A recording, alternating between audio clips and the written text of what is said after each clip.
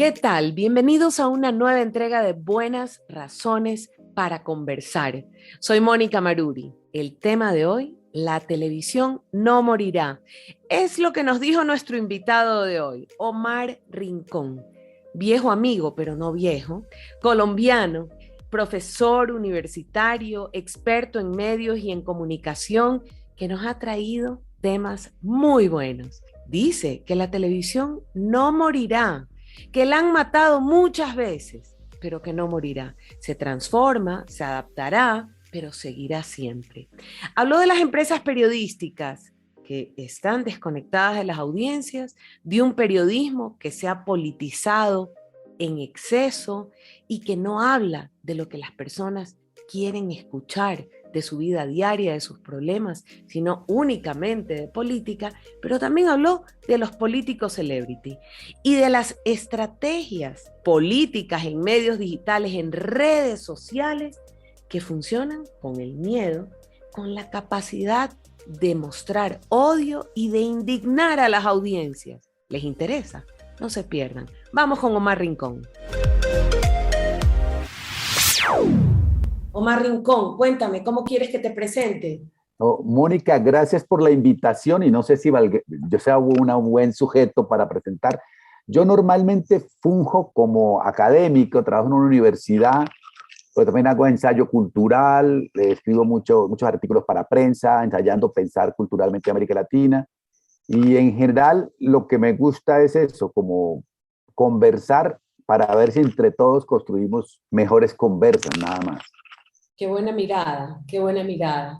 Yo te busco en esta ocasión y sospecho que te voy a rogar en otra ocasión entrevistarte, porque revisando todo lo que escribes, publicas, hablas, temas que tocas, me daban ganas de entrevistarte varias veces o de que nos quedemos conversando toda una tarde. Pero bueno, hay límites, veamos. Primero, ¿qué tal si hablamos de televisión? Es un tema del que has hablado muchísimo, del que sabes mucho. Aparentemente hay muchos que dicen que la televisión ya se muere porque los medios digitales ya la están reemplazando. Es más, los medios tradicionales hablan en sus canales digitales más que lo que hablan en sus propias pantallas. ¿Se muere o no se muere? No, la televisión la han matado muchas veces, o sea, la han matado siempre y la televisión es una institución o una entidad muy fuerte y además muy voraz. O sea, la televisión no se va a dejar matar nunca, sino que es peor, la televisión va a dominar a las otras especies. Si tú ves, por ejemplo, ¿cuál es la modalidad de negocio de Facebook? La publicidad al estilo televisivo. ¿Cuál es el modelo de negocio de Google? La publicidad al estilo televisivo. ¿Cuál es el modelo de YouTube? La publicidad al estilo televisivo. O sea, realmente la televisión se inventó la forma de negocio que existe para todas las especies digitales hoy. Una, la suscripción fue un invento y ahí viven las plataformas, y la otra la publicidad. Y no hay otra. Los otros se están tratando de inventar que el crowdfunding, pero no da para funcionar un medio. Entonces yo creo que en ese sentido la televisión como modelo, lógica de funcionamiento, domina todas las especies digitales. Segunda consecuencia, como narrativa, que es algo interesante, domina todo. Le derrota al cine con las series, porque podrán decir que las series son cine, no son cine, son discurso abierto. En el cine lo más importante es el final de la película, en la serie lo más importante es el primer capítulo. Entonces, cambia totalmente la lógica, que es una lógica televisiva, serial, de personajes abiertos, corales, contar historias de largo aliento en muchos capítulos, seis temporadas, lo que sea. Entonces, en lo narrativo también, de alguna forma, la televisión domina. Y el tercer punto es que sí hay mucho más redes digitales, pantallas, pero si se hace un análisis, lo que más sale por YouTube y por Instagram son cosas que tienen el look televisivo. Entonces, de alguna forma, o programas televisivos, evidentemente para eso. Entonces, la televisión en ese sentido creo que no muere, sino que se reinventa y muta y se acomoda para todo. Y sí pasa, creo que hay algunos ambientes del ecosistema que mueren, como la televisión por cable. O sea, la televisión por cable, hoy nadie debería estar suscrito a televisión por cable. Claro, quiere inventarse Movistar el negocio de que nos suscribamos, pero ¿por qué razón? te ofrecemos Netflix, no es que Netflix lo puedo comprar por aparte, me sale más barato. Te ofrecemos Amazon, está por aparte. Ahora con Disney Plus y Star Plus, pues ya no hay necesidad de tener cable porque teníamos cable por el fútbol, por el deporte, pero si ya va a estar en Star Plus, ¿para qué voy a estar en cable? Entonces, la modalidad cable sí está muerta por una razón fundamental, que el gran cambio que pasó es que antes estábamos en un ecosistema en el que el En el emisor país. determinaba, el emisor decía a tal hora, en tal horario, con tal contenido, con tal ética, con tal moralidad. Hoy la censura y la programación del entretenimiento la hace el La propio manejo yo. ciudadano. Sí, la manejo yo y en esa medida lo que pasa es que el cable no tiene sentido. Vea mañana a las 8 de la noche la entrevista de CNN. No, no me interesa. Vea Nat Geo, día de la noche. No me interesa. O sea, que de alguna forma ese sistema, el cable sí está muerto, pero hay revival, por ejemplo, de la televisión pública, porque la televisión pública tiene muy buenos contenidos. Luego puede ser una plataforma. O sea, para poner ejemplo de nuestros países andinos, si Ecuavisa se vuelve una plataforma, no tiene muy buenos contenidos porque todo es desechable, no hay nada que repetir. En cambio, en la televisión pública sí tiene documentales, programas diversos que los puede repetir mil de veces, cine, ese tipo de cosas. Entonces, creo que la televisión pública tiene un momento fundamental para reinventarse, ya no vía siendo canal de televisión, sino siendo plataforma digital. Qué interesante. Yo siempre cuando hablo de televisión les digo que televisión quiere decir imágenes a distancia y que eso no me limita, sobre todo en el Ecuador, que es un país que nunca llegó a la TDT, a la televisión digital terrestre. En Ecuador sigue habiendo la televisión analógica en el canal 2, 4, 6, 8, 10. No existen los multicanales porque no se logró económicamente dar ese paso. Y entonces, de alguna manera, seguimos en esa lógica de estaciones de televisión dueñas de un solo canal y de una sola señal. Y la palabra televisión se aplica, como tú dijiste, a la forma de contar historias, a la forma de narrar y a esa relación. Sin embargo, te pregunto, la televisión, ¿a quién le habla? ¿Quiénes son esas audiencias a las que les está hablando? ¿De qué manera les está hablando? ¿De qué manera se está enganchando con ellas?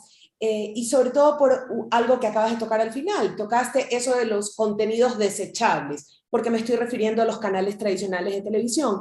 Y recuerda que en casi todos los países de Latinoamérica hay canales públicos hace 60 años, en Ecuador hubo 10 años, sin presupuesto de producción, lo que acabas de mencionar de documentales y de producciones, no, sino de lo que pueden hacer en el estudio, que es lo que no cuesta plata.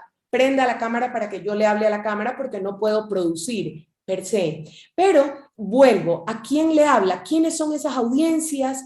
¿Y qué les está diciendo la televisión en nuestros países? Pues básicamente la televisión broadcasting popular abierta, como la que tú mencionas en el caso de Ecuador, Teleamazonas, Ecuavisa, ese tipo de cosas, son canales que encuentran como dos o tres nichos de trabajo, que son las ficciones populares, llamémoslas telenovelas, narconovelas, ese tipo de cosas. Un segundo que son eventos en directo, si transmitieran más eventos en directo les funcionan bastante bien. Y el tercero, los concursos, son el otro campo que esta televisión desarrolla y que les va a seguir funcionando. O sea, un concurso, un reality en Netflix no tiene sentido, No. aunque tratan de hacerlo. En cambio, ahí sí ese concurso puede llegar a funcionar. Desde ahí, esa televisión históricamente tiene dos públicos. El público uno es el sujeto popular del común que ve televisión para relajarse, que ve televisión para desconectar el cerebro y pasar un rato emocionalmente relajante. Es nuestro zen. Eso no pasa, por ejemplo, con la televisión de series, porque la televisión de series implica una atención plena. Yo tengo que verla concentrado. La televisión popular, broadcasting, yo la veo totalmente sin control, caminando, yendo, viniendo. Es mucho más oral que visual, si se quiere, en ese tipo. Entonces, le habla a ese ciudadano que trabaja mucho, llega cansadísimo a la casa y quiere desconectarse. Y digamos que eso va a seguir existiendo de por vida. No, sí, porque si te pones a ver YouTube, inclusive YouTube o Instagram, te implica actividad, tienes que mover. Pero en cambio ver televisión te permite ver televisión y a la vez revisar el Twitter, revisar el YouTube, revisar el WhatsApp, o sea que no te pide exclusividad. Y el segundo público al que le habla es a los políticos, porque nuestros políticos son muy jurásicos y siguen creyendo que lo que importa es salir en la radio, en la prensa, en la televisión. En ese sentido, por eso los políticos andan tan desconectados de las nuevas éticas ciudadanas feministas o ambientales o diversidad sexual o de lo público, porque de la soberanía alimentaria y la soberanía cultural, porque ellos andan en un circulito de que si yo tuiteo, me hago conocer con los otros que son los mismos míos, y si salgo en televisión es para los mismos míos, cuando el grado de incidencia de eso es realmente poco, o sea, es muy poco en ese tipo de cosas. Y por eso decía Martín Caparrós que mientras los políticos le pongan cuidado a la prensa y a la radio y a la televisión, no se van a desaparecer. Tocaste varios temas, sorry, voy a regresar. ¿Por qué medios públicos en nuestros países? ¿Por qué son necesarios? ¿Para qué sirven? Los medios públicos tienen como 3 o 4 lógicas que son claves. Uno, para atender la diversidad cultural que habita un país. Entonces, la televisión privada solamente entiende un público popular al que quiere entretener vía el nivel cero de contundencia. En cambio, hay que atender a poblaciones indígenas, en el caso ecuatoriano, a poblaciones afro, a poblaciones discapacitadas, a los niños, a los cultos también, ¿no? A los culturosos. O sea, son necesarios porque es donde construimos un todos colectivo aceptando nuestras diversidades. Entonces, un Estado serio debería darle alimento espiritual y cultural y simbólico a través de la televisión a esas diversidades culturales que habitan. Tú acabas de tocar un tema de los cultos, perdona que te interrumpa. Tocaste el tema de los cultos. Siempre que hay estas discusiones sobre la narconovela o sobre cualquiera de estos temas en nuestros países, siempre salen unos cultos a decir que eso no debe existir y que la televisión debe ser cultural. Y no, y la televisión tiene que conectarse con sus audiencias, con sus formas de vivir, de alguna manera. Y siempre hay esta tensión entre el que critica a la tele por ser tan basura y el que defiende el negocio de la tele per se. ¿A dónde te ubicas en estas dos posiciones, en esta polaridad? Lo que pasa es que yo creo que hay una cosa que es que los cultos creen que el mundo debe parecerse a ellos, a lo que ellos saben, y que todo lo que ellos hacen en la vida es para educar. O sea, todo culto siente que siempre tiene que pontificar y educar. Y creo que la televisión sí tuvo un error de entrada cuando surge con el concepto de educar. Mónica me ha escuchado, yo creo que la televisión realmente entretiene, es un espectáculo popular para entretener. Segundo, puede llegar a informar, pero ha demostrado que es un fracaso informativo. Si uno solamente ve noticias de televisión, así vea CNN o lo que sea, uno no está informado. O sea, es un fracaso rotundo de información. Y en educación ha fracasado todavía más porque, pues, de alguna forma hoy YouTube tiene mejores tutoriales y profesores que lo que podemos montar en un canal público de ese tipo de cosas. Entonces, lo que yo creo es que hay mucha arrogancia de los cultos, porque, por ejemplo, si ellos van a una comunidad indígena, no pontifican sobre la comunidad indígena hasta que no lo escucha y conoce su lógica. Cuando conocen su lógica, llegan y dicen, son machistas, pero es que entre sus usos y costumbres, el machismo lo explican. Con la televisión no tienen pudor de hablar de algo, criticarlo, sin saber cómo es la lógica de esto, siendo que la lógica de la televisión abierta es la lógica de la sociología del lugar común.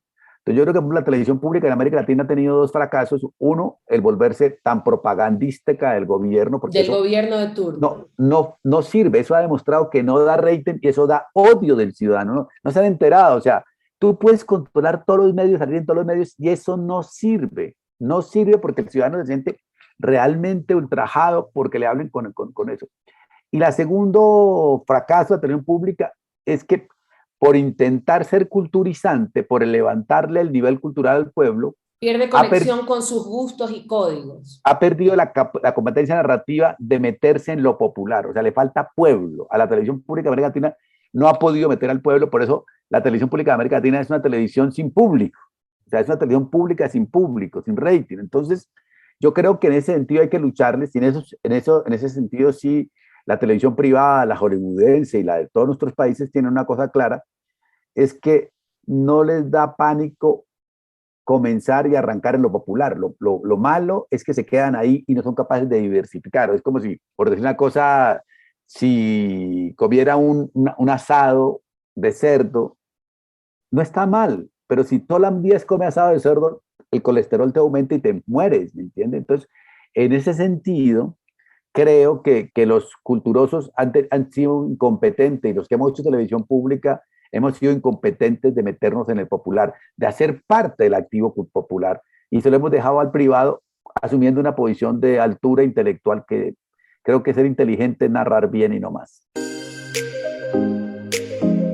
Me ha llamado muchísimo la atención este invitado de hoy, Omar Rincón, porque hemos aprendido mucho sobre la crisis del periodismo en la región, hemos aprendido mucho sobre los medios comerciales y públicos en nuestra región, sobre el rol de los medios públicos para que las audiencias reciban otro tipo de contenidos interesantes que muestren la diversidad, que muestren la identidad de las audiencias. Escuchemos a Omar.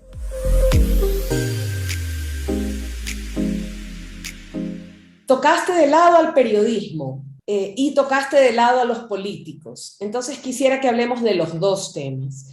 Por un lado, del periodismo que está tan cuestionado en nuestros países, el privado y el público por propagandístico y el privado en muchos casos por servir de parlante de ciertos políticos y por meterse en el juego de manipular la información.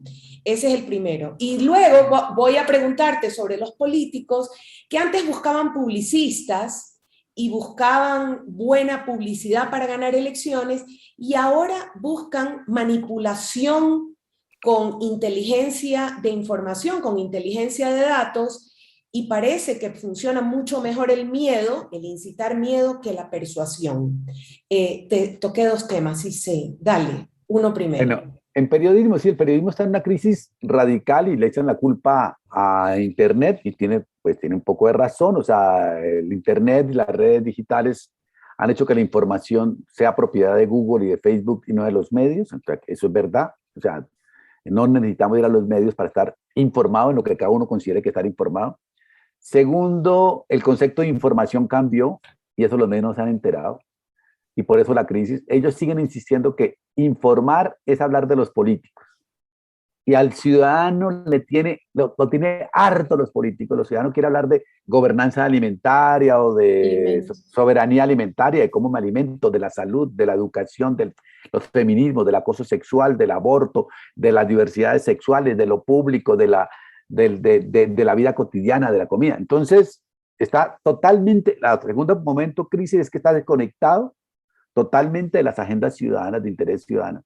Y el tercero es que se convirtieron ante el fracaso que están teniendo comercialmente, decidieron perder el pudor y volverse actores políticos. Entonces son actores políticos y esto sí lo determinó y lo demostró Cristina en Argentina con Clarín, Lula en Brasil con Globo y con La Folla, lo demostró Piñera mismo con el Mercurio a favor, Correa en Ecuador con su lucha contra los medios, Uribe en Colombia contra su lucha contra los medios, Trump, todos han determinado que los medios son actores políticos en favor de agendas de sus empresarios dueños, no de la ciudadanía. Entonces, ante este triunvirato, Internet, lejanía de las agendas, activismo por los dueños de sus medios, y un cuarto, que es que seguimos narrando como en el siglo XX cuando estamos en el siglo XXI. Entonces pareciera que hubiera un formato único de narración, una manera de hacer eso. Entonces, por ejemplo, los dos grandes íconos colonialistas del periodismo son el Watergate para el periodismo de investigación, de denuncia. Y seguimos denunciando y realmente en eso los periodistas hacen muy buen esfuerzo. Denuncian y denuncian. Ya no hacen ni cosquillas. O sea, Ortega salió en los Pandora Papers y no tumba un presidente, no, nadie. En Colombia el director de impuestos estaba en los Pandora Papers evadiendo impuestos de Colombia y no le pasa nada, ¿no? Nadie le hace caso. Y el otro es el periodismo narrativo, que todos contemos historias, contar historias. Las historias hoy son buenas, pero es que yo no tengo tiempo para leer una historia de 20 páginas, entonces hay otras formas de contar historias que se pueden contar historias sin tener 20 páginas, que mira para eso. Entonces tiene un fracaso narrativo, tiene un fracaso de conexión, tiene un fracaso de legitimidad y un fracaso de negocio. Ante eso, el periodismo, ¿qué le queda? Reinventarse, teniendo cierto de lo clásico y haciendo un nuevo canon de periodismo distinto. Y eso no lo está haciendo la televisión, no lo está haciendo la radio, no lo está haciendo la prensa. Afortunadamente en América Algunos Latina, medios medios independientes. digitales están intentando, la barra espaciadora, el churo en Ecuador, Ojo Público en Perú, en Colombia 070, la vorágine. Entonces, hay una cantidad de reinvenciones, pues son reinvenciones en los tres sentidos. Estos medios generalmente son feministas o medioambientalistas o pro diversidad sexual o pro derechos humanos o pro protesta. O sea, tienen una agenda plena que todo el mundo conoce. Buscan narrativamente innovar, hacen podcasts, hacen videos, hacen memes, hacen de todo. Y tercero, de alguna manera, hacen un periodismo que genere comunidad, que genere encuentros de la gente. Entonces yo creo que el periodismo está en un momento terrible para los grandes medios porque no quieren cambiar. Entonces es ridículo porque siguen haciendo lo mismo como una farsa cuando ya se les cayó el vestuario y están desnudos y no quieren reinventarse y además lo único que hacen es copiar fórmulas gringas de parar a la presentadora frente a una pantalla, pero la información puede estar hecha mejor técnicamente, pero conceptual y ciudadanamente está muy lejana. Y en el caso colombiano, por ejemplo, el rating del noticiero, digamos, es 2 puntos y sube a la siguiente, la novela, y la novela sube a 10 puntos. O sea, demuestra que la gente encuentra más interesante ir a la ficción que ir a la realidad. Es más sano en todo caso.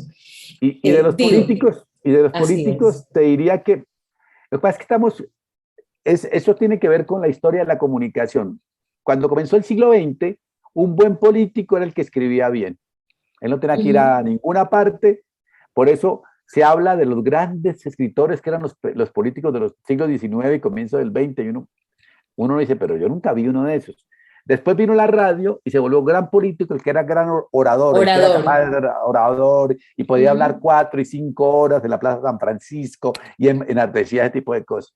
Luego vino con Kennedy el político televisivo, que ya importaba era que no sudara, sino que manejara bien la cámara, que dijera frases cortas, ese tipo de cosas. Una primera familia ejemplar, bella. Y todo, moverse ahí. Y después, ya con la aparición de las redes digitales, ya cambió totalmente y aparece el político entretenedor, nueva era, influencer, el político celebrity. Pero ahí, por ejemplo, en todos los casos, implicaba algo. El que escribía tenía que saber escribir algo y tener la cabecita formada en algo. El que hacía retórica radial tenía que saber poder armar un discurso para construir, tenía que saber la entonación, tener mucho vocabulario para moverse por eso. El televisivo tenía que mirar a las cámaras, todo tipo de cosas.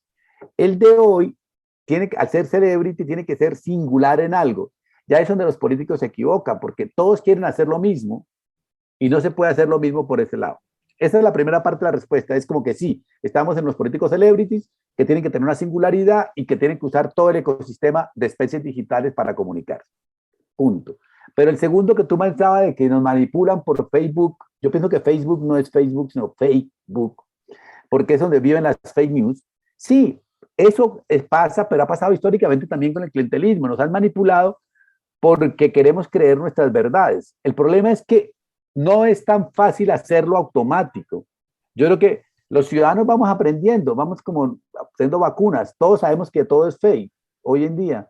Hace 2, 3 años no sabíamos eso. Entonces creo que vamos evolucionando, pero sí son recursos muy útiles para llegarle a cada población con el mensaje que quiere llegarle. Para lo que más sirve eso es para llegar con una oferta totalmente encausada. Si es animalista, decirle que vamos a crear la ley porque los animales sean con conciencia humana. Si es terrateniente, vamos a salvar la tierra para cada uno con su mensaje. Para eso sirve, para saber dónde están las audiencias, para ese tipo de cosas. Y segundo, sirve para producir lo que tú llamabas el miedo como gran política. Las grandes políticas de hoy son, en el lado realista, es producir odio y miedo. Y eso me va a mover a votar, por un lado, ese es como el objetivo, que odien al otro y que le tengan miedo al otro para que me amen a mí o me escojan Por descarte. descarte. Esa es una posibilidad de eso. Pero también tiene otra regla que es muy buena y que sirve bastante, que es la capacidad que tenemos con los medios digitales de indignar. Estamos muy en bronca, entonces yo tengo que, para hacer política, yo tendría que poder indignar, si yo soy capaz de indignar a la ciudadanía, demostrar que yo soy el que responde a esa indignación, es re bueno. Y la lógica, entonces yo diría que hay tres palabras: odio, miedo e indignación, que es lo que mueven y que yo puedo usar las redes digitales para eso, sí, y el Big Data, sí. Entonces voy a regulación. Y entonces lo que se necesita es regulación, porque esto es una manipulación sin fin. Sí, sí, pero lo ¿De que qué pasa lado estás tú? ¿De la regulación o de no regular? es que yo he sido, bueno, voy a decir dos cosas: que he sido fanático y después crítico de las políticas públicas. Entonces, yo creo que las políticas públicas son muy buenas. Y voy a poner un ejemplo, por lo menos en Colombia, la política pública dice: de todo lo que el Estado anuncie en las televisiones privadas, el 10% de ese anunciaje debe ir para la televisión pública. No lo cumple nadie. Entonces, son políticas públicas que saludan la bandera. El caso ecuatoriano: la tercera parte de medios de comunicación debe hacer para los ciudadanos.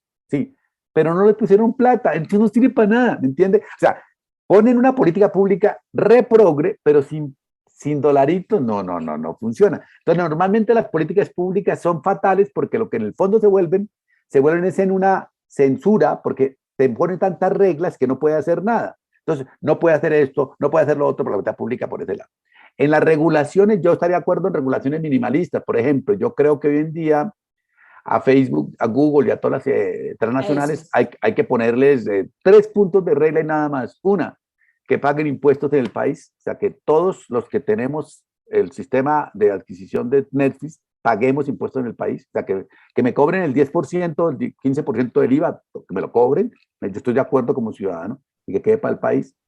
Segundo, obligar por regla a que tengan un mínimo de programación hecha en el país, o sea, que, digamos, Ecuador es muy pequeñito, diga el 0.05, listo. Pero imagínate el 0.05 de Netflix, de Amazon, de Disney, de Star Plus. Eso lo puede regular directamente para ese tipo de situación, y eso genera soberanía cultural de movilización. Y tercero, de esta tiene que ser, yo la haría más colectiva, pero los países de América Latina nunca piensan colectivamente, porque que tenemos que regular externamente lo que llamaríamos las censuras, porque en este momento Facebook censura, pero ¿con qué reglas? ¿Por qué baja una protesta social y deja el odio? ¿Por qué la otra cosa? O sea, como que haya un código de ética colectivo que sea posible al cual acudir para decirle: señores, estos tipos de contenidos no pueden entrar acá. El problema es que estas redes son tan transnacionales que si el presidente de Ecuador se pone a decirle vamos a hacer esto, le dice: pero a ver, pero si fuera el de Ecuador, Bolivia, Perú, Argentina, Chile, Colombia, Venezuela, todos los países que no son Brasil, fuéramos en conjunto, les tocaría. Brasil fue, y Brasil se logró por el impuesto, logró poner mínimo de contenidos hechos en el país. O sea, ha logrado algunas cosas hasta que llegó Bolsonaro y mandó todo para la mierda. Sí. Entonces, eso fue terrible, pero digamos que yo estaría de acuerdo con regulaciones de 3, 4 puntos, pero lo que pasa es que normalmente los códigos de regulación son 80.000. Entonces, eso es hartísimo porque ni sirven, ni se aplican, y es como un saludo, como decimos en Colombia, a la bandera, o sea, un saludo a la nada. Me despido ya con mucha pena porque la verdad es que cuando converso contigo ni una palabra se desperdicia. Omar, sí sabes que me quedo con el cuaderno lleno de preguntas, pero eso quiere decir que después de unos meses, bastantes meses, te voy a dar vacaciones y te voy a volver a invitar a conversar.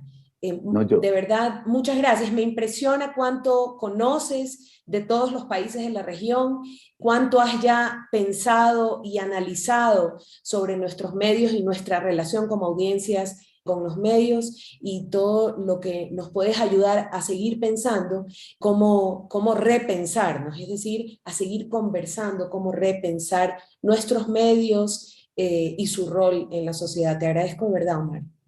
Gracias, Mónica, y simplemente 2 o 3 ideas para terminar. Una, Dale. La que como estás en el Instituto de Patrimonio, fíjese que todo el mundo habla mal de los medios. Todos, todo el mundo. Pero ¿qué investigarían los historiadores, los académicos, los de estudios culturales sin televisión, sin radio y sin prensa? Porque ahí se escribe la memoria más sucia, si quiere, diaria de eso. Yo quiero saber qué pasó en el correísmo. Yo voy, veo el Comercio, el Universo, el Telégrafo y encuentro material para pensar esa memoria. Entonces hay que pensar también que en términos de memoria los medios cumplen esto. Y esa es la pregunta para hoy. ¿Qué hacemos con la memoria de WhatsApp, de Facebook? ¿Cómo la vamos a manejar y cómo construimos desde ahí? Me parece que es eso. Y lo segundo, pues estando en el Convenio Andrés Bello y Patrimonio, que tú dijiste, a mí me encanta América Latina y creo que esa es la otra pasión. Tenemos que pensar desde América Latina. Dejemos de pensar desde los gringos, desde los europeos. Y esto no es de izquierda ni derecha, sino es que en América Latina hemos construido pensamiento propio que estamos desconociendo y es el que nos sirve, el que no nos da colesterol, el que nos sirve para pensar. Entonces, los medios como memoria y la pasión por América Latina es algo que nos junta. Un abrazo fuerte. Chao, saludos. Usted y nosotros tenemos buenas razones para seguir conectados. Ha sido todo y espero que pronto volvamos a escuchar al invitado de hoy, a Omar Rincón. Agradecemos mucho que nos haya acompañado hoy y los invito a que estén con nosotros cada miércoles en un estreno de Buenas Razones para Conversar. Soy Mónica Maruri y los invito a que visiten nuestra página web en www.ipanc.org